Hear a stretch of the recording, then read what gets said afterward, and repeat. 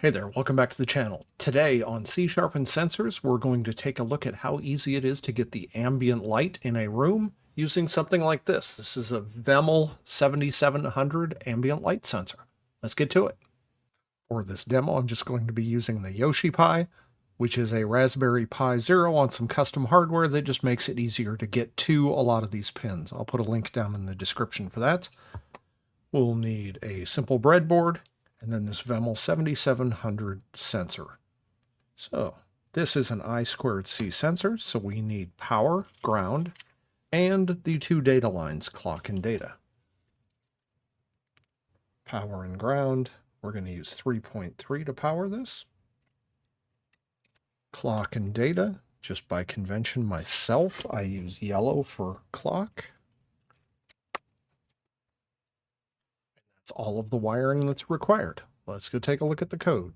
We're going to start with an IoT application. We're going to call this our VEML7700 sample.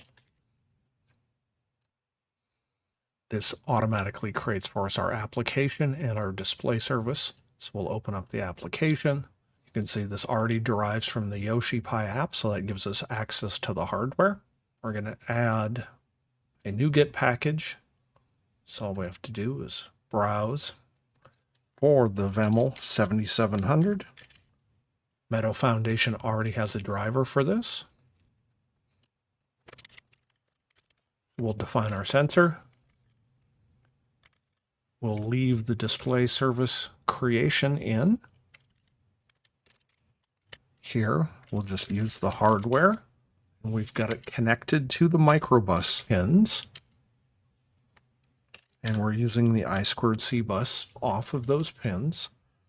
This hardware only has a single option for an address, so we don't need to give it a bus address.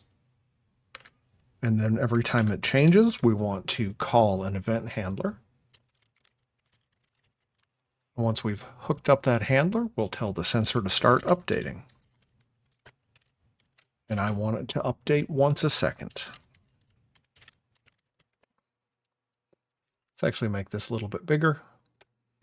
All right, so when the sensor updates, we're going to get the display service back out of the resolver. We could have just saved it here to a local reference, but we'll show you how to pull that out of the resolver.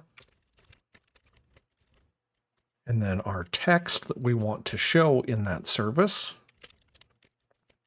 This has the new and the old value. We want the new value with no decimal places.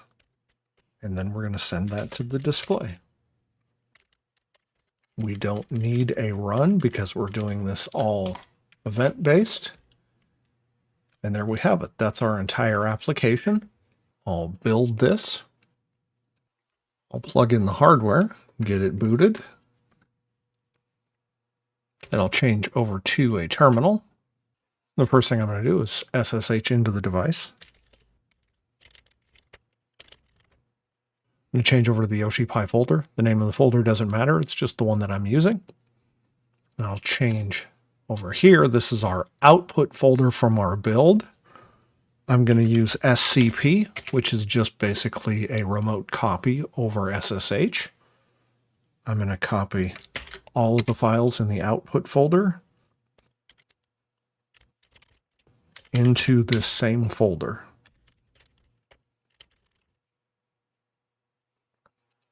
Now that everything is copied over, you can see it's there. We can use .NET to run it. You can see it came up. Change over here.